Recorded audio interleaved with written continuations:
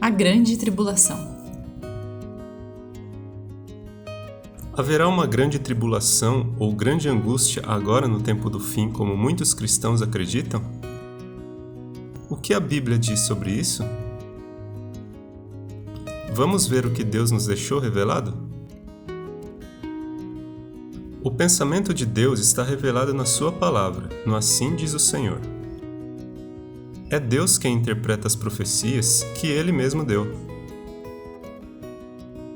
Antes de mais nada, saibam que nenhuma profecia da Escritura provém de interpretação pessoal, pois jamais a profecia teve origem na vontade humana, mas homens falaram da parte de Deus, impelidos pelo Espírito Santo, 2 Pedro 1, 20 e 21. Não somos nós quem damos a interpretação que achamos ser a correta. Se a interpretação não estiver de acordo com a Bíblia, ela não vem de Deus. Como entender e como saber qual é a interpretação de Deus? Daniel 9 descreve a grande tribulação? Algumas pessoas costumam citar Daniel 9, onde diz sobre a profecia das 70 semanas ou 490 anos proféticos. Elas indicam que o último período de 7 anos seria o da grande tribulação, agora no tempo do fim. Quando Daniel não entendeu a visão mostrada no capítulo 8 das 2.300 tardes e manhãs, ele orou. Ele suplicou a Deus pela revelação, e em resposta à sua oração, Deus enviou um anjo para explicar a ele a profecia. Talvez hoje Deus não mande um anjo para explicar a nós as profecias. Porém, nós temos a Bíblia, a palavra de Deus, e nela estão revelados todos os segredos. E aqui está o primeiro ponto importante, buscar a Deus em oração pedindo por sabedoria.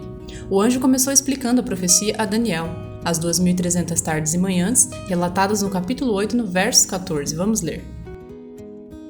E ele me disse, até 2.300 tardes e manhãs e o santuário será purificado. E a visão da tarde e da manhã que foi falada é verdadeira. Tu, porém, fecha a visão, porque se refere a dias muito distantes. E eu, Daniel, enfraqueci e estive enfermo alguns dias. Então levantei-me e tratei dos negócios do rei. E espantei-me acerca da visão, e não havia quem a entendesse. Daniel 8, 14, 26 e 27. O anjo volta como resposta às orações de Daniel para explicar a profecia. E ele começa pelas 70 semanas, o início do período dos 2.300 anos. Vamos ler. Enquanto eu ainda estava em oração, Gabriel, o homem que eu tinha visto na visão anterior, veio a mim, voando rapidamente para onde eu estava à hora do sacrifício da tarde. Ele me instruiu e me disse, Daniel, agora vim para dar-lhe percepção e entendimento. Daniel 9, 21 e 22. Que entendimento? Da visão, dos 2.300 anos do verso 8, 14. Vamos continuar a leitura do texto. Assim que você começou a orar, houve uma resposta que eu lhe trouxe porque você é muito amado. Por isso, preste atenção à mensagem para entender a visão. 70 semanas estão decretadas para o seu povo. Qual era o povo de Daniel? O povo de Israel. O anjo começa dizendo que as 70 semanas estavam determinadas para o povo de Israel. Detalhe importante, o verso diz as 70 semanas completas. Mais para frente veremos como este entendimento é importante. Na explicação, ele dividiu a visão dos 2.300 anos em duas partes. Primeira parte, 70 semanas, que é igual a 490 anos. Segunda parte, 1.810 anos, totalizando 2.300 anos. E o que aconteceria durante essas 70 semanas iniciais? 70 semanas estão decretadas para o seu povo, a sua santa cidade, para acabar com a transgressão, para dar fim ao pecado, para expiar as culpas, para trazer justiça eterna, para cumprir a visão e a profecia e para ungir o Santíssimo. Daniel 9, 24. Acabaria com a transgressão. Quem acabou com a transgressão? O Cordeiro de Deus que tira o pecado do mundo, o sangue de Cristo.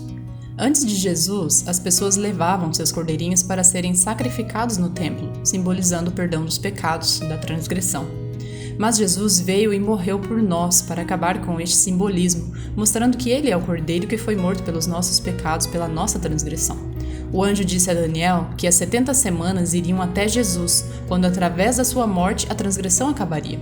Não precisaríamos mais matar animais para o perdão dos pecados. Bastaria crermos no sacrifício de Jesus por nós para sermos perdoados. Então perceba que as 70 semanas não dizem respeito aos nossos dias, ao tempo do fim.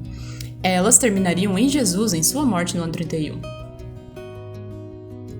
O ministério de Jesus aqui na Terra durou 3 anos e meio, do ano 27, quando ele foi batizado, até a sua morte, no ano 31. Deus deu para o povo de Israel ainda mais 3 anos e meio de graça, esperando que o seu povo se arrependesse. E isso foi até o ano 34, quando Estevão foi morto como o primeiro mártir cristão. Essa foi a última semana das 70, os últimos 7 anos. A última semana das 70 estão focando exatamente o ministério de Cristo na Terra e o início da igreja cristã. Mas de nada adianta colocarmos todas essas datas se não soubermos a data de início. Então, quando começaram as 70 semanas? Vamos à Bíblia novamente. Saiba e entenda que a partir da promulgação do decreto que manda restaurar e reconstruir Jerusalém, Daniel 9:25. Então aqui temos o ponto de partida. Qual foi o ano do decreto mandando edificar Jerusalém? Vamos ao livro de Esdras, no capítulo 6, verso 14, menciona que foram feitos 3 decretos para reconstruir Jerusalém. Dessa maneira, os líderes dos judeus continuaram a construir e a prosperar, encorajados pela pregação dos profetas Ageu e Zacarias, descendentes de Ido. Eles terminaram a reconstrução do templo conforme a ordem do Deus de Israel e os decretos de Ciro, de Dario e de Artaxerxes, reis da Pérsia. Historicamente, as datas dos decretos foram as seguintes. O primeiro decreto do rei Ciro no ano 537 a.C., o segundo decreto do rei Dario no ano 519 a.C. e o terceiro do rei Artaxerxes no ano 457 a.C.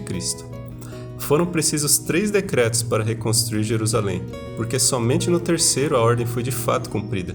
Então temos aqui o ponto de partida revelado pelo anjo na explicação a Daniel. As 70 semanas ou 490 anos começaram no ano 457 a.C. com o decreto do rei Artaxerxes. Saiba e entenda que a partir da promulgação do decreto que manda restaurar e reconstruir Jerusalém até que o ungido, o líder, venha, haverá 7 semanas e 62 semanas. Ela será reconstruída com ruas e muros, mas em tempos difíceis. Depois das 62 semanas, o ungido será morto e já não haverá lugar para ele.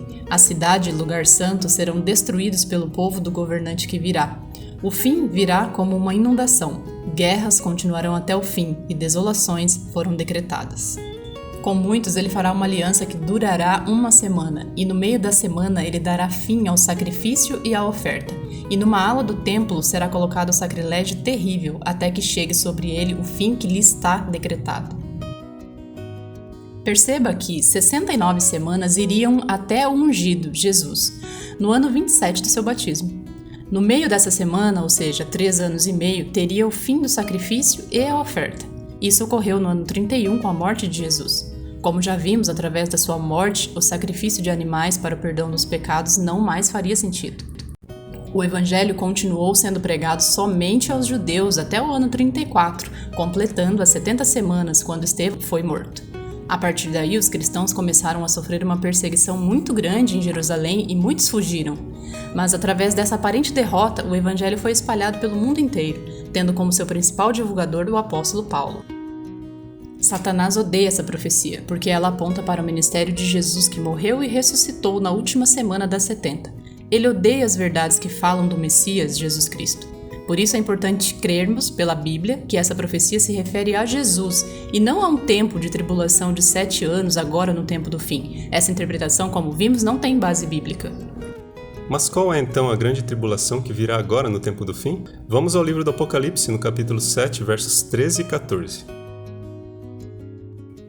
Então um dos anciãos me perguntou: quem são estes que estão vestidos de branco e de onde vieram? Respondi: Senhor, tu o sabes. E ele me disse: estes são os que vieram da grande tribulação e lavaram as suas vestes e as branquearam no sangue do Cordeiro.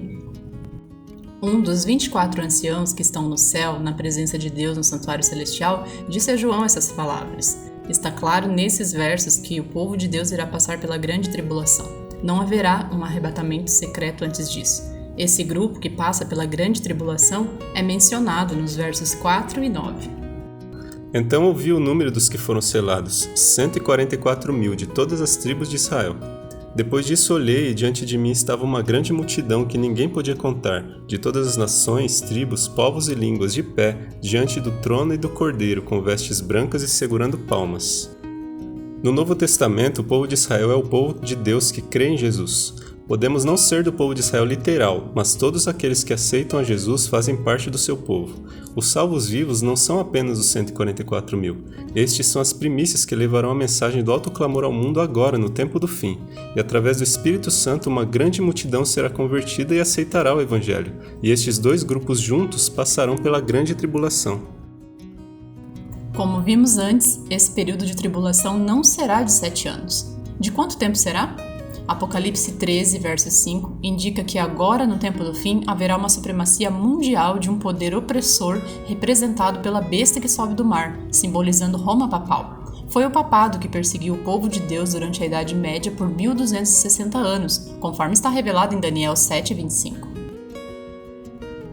Ele falará contra o Altíssimo, oprimirá os seus santos e tentará mudar os tempos e as leis. Os santos serão entregues nas mãos dele por um tempo, tempos e meio tempo. Aqui diz um tempo, tempos e meio tempo, uma forma incomum de falar sobre um período de tempo. Toda vez que isso acontece, devemos entender como tempo profético. A maioria dos estudiosos da Bíblia entende esse período como sendo de 3 anos e meio proféticos. Algumas versões já traduzem como 3 anos e meio, como por exemplo a versão na Nova Tradução da Linguagem de hoje. Portanto, temos um tempo igual a 1 ano, tempos igual a 2 anos, meio tempo, meio ano e no total 3 anos e meio. 3 anos e meio é igual a 1260 dias. 1260 dias proféticos é igual a 1260 anos, conforme está relatado em Números 14:34, Ezequiel 4, 6 e 7. Mas agora, no tempo do fim, o papado terá novamente uma supremacia mundial, conforme lemos em Apocalipse 13, 3 a 5. Uma das cabeças da besta parecia ter sofrido um ferimento mortal, mas o ferimento mortal foi curado. Todo mundo ficou maravilhado e seguiu a besta. Adoraram o dragão, que tinha dado autoridade à besta, e também adoraram a besta, dizendo: Quem é como a besta? Quem pode guerrear contra ela? A besta foi dada uma boca para falar palavras arrogantes e blasfemas, e lhe foi dada autoridade para agir durante 42 meses. Aqui fica claro que o papado, representado pela besta que subiu do mar, sofreu um golpe mortal. Porém, após a cura dessa ferida mortal, eles terão novamente o domínio mundial. Roma papal será admirada pelo mundo todo, apesar de falar blasfêmias. Mas por que blasfêmias? Porque esse poder se coloca no lugar de Deus para perdoar pecados, aceita ser adorado, se assenta num trono onde todos se sujeitam a ele, mudou a lei de Deus, instituindo a adoração de imagens que são condenadas no 2º mandamento do capítulo 20 de Êxodo. Mudou o 4º mandamento que ordena que o sábado seja observado para adoração ao Deus Criador. Hoje a Igreja Católica e protestantes observam o domingo como dia santificado. Mas não foi Deus que santificou o domingo, e sim o papado. Na história, vemos que os pagãos adoravam o Deus Sol, e a Igreja Católica mudou o dia santificado por Deus do sábado para o domingo, não em honra à ressurreição de Jesus, mas em homenagem ao Deus Sol. Sunday, em inglês, se traduz como dia do sol, o domingo. O domingo, como dia de guarda, é o sinal de submissão do mundo ao poder papal. Nós devemos adorar e obedecer ao Criador e não à criatura. Tudo isso, segundo a Bíblia, é blasfêmia contra Deus. Essa ferida ainda não foi totalmente curada, somente quando o papado conseguir o poder completo, quando todo mundo seguir e apoiar suas causas, suas determinações, então essa ferida estará completamente curada. E o verso diz que a partir daí começará um domínio opressor mundial que durará 42 meses. Este período de tempo está descrito de forma comum, portanto será de tempo literal. 3 anos e meio literais de supremacia papal agora no tempo do fim. E por que será um poder opressor? Porque todos aqueles que não aceitarem se curvar perante o poder papal sofrerão perseguições. Este será um tempo de grande tribulação para o povo de Deus. Foi-lhe dado poder para guerrear contra os santos e vencê-los. Foi-lhe dada autoridade sobre toda tribo, povo, língua e nação. Se alguém há de ir para o cativeiro irá. Se alguém há de ser morto à espada haverá de ser morto. Aqui estão a perseverança e a fidelidade dos santos. Apocalipse 13, 7 e 10. Jesus também falou sobre essa angústia agora no tempo do fim. Em Mateus 24, 21 e 22 lemos: Porque haverá então grande tribulação como nunca houve desde o princípio do mundo até agora, nem jamais haverá. Se aqueles dias não fossem abreviados, ninguém sobreviveria, mas por causa dos eleitos, aqueles dias serão abreviados. Como podemos entender que esse tempo da grande tribulação final será abreviado? Quando lembramos que a primeira supremacia papal de perseguição ao povo de Deus na Idade Média durou 1260 anos e agora no tempo do fim será de 1260 dias, ou 3 anos e meio, 42 meses, podemos glorificar a Deus pelo tempo abreviado.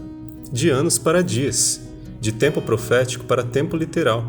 Isso é o que a Bíblia menciona. Será um curto período de tempo de angústia, perseguição e sofrimento para o povo de Deus, porém guardados por santos anjos. Alguns morrerão? Sim, como mártires, e isso servirá de exemplo de conversão para muitos outros. E muito em breve, após esse período de tribulação, não sabemos quando, mas podemos ter a certeza de que Jesus virá nos buscar. Não de forma secreta, nem arrebatando as pessoas de forma invisível, porque a vinda de Jesus será visível, todo olho verá. O arrebatamento não acontece antes da vinda de Jesus. A Bíblia deixa isso claro em Mateus 24, 30 e 31. Então aparecerá no céu o sinal do Filho do Homem, e todas as nações da terra se lamentarão, e verão o Filho do Homem vindo nas nuvens dos céus com poder e grande glória. E ele enviará os seus anjos com grande som de trombeta, e estes reunirão os seus eleitos dos 4 ventos, de uma a outra extremidade dos céus. Não pode existir dúvidas quanto a isso. Todos o verão, e não será de forma secreta nem invisível. Lemos também em 1 Tessalonicenses 4, 16 e 17. Pois, dada a ordem, com a voz do arcanjo e o ressoar da trombeta de Deus, o próprio Senhor descerá do céu e os mortos em Cristo ressuscitarão primeiro. Depois disso, os que estivermos vivos seremos arrebatados juntamente com eles nas nuvens para o encontro com o Senhor nos ares, e assim estaremos para sempre com o Senhor.